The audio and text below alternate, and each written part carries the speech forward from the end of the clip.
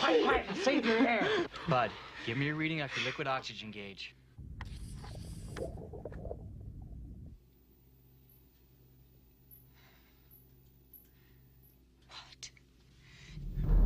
It took him 30 minutes just to get down there. Bud, do you hear me?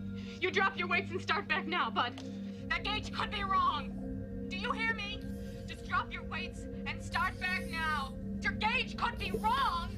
Your gauge could be wrong. You drop your weights and start back now. No, you won't stay there. Do you hear me? You drop your weights. You can breathe shallow. Do you hear me?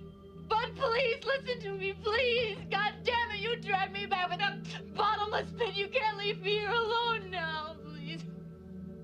Oh, God, Virgil, please.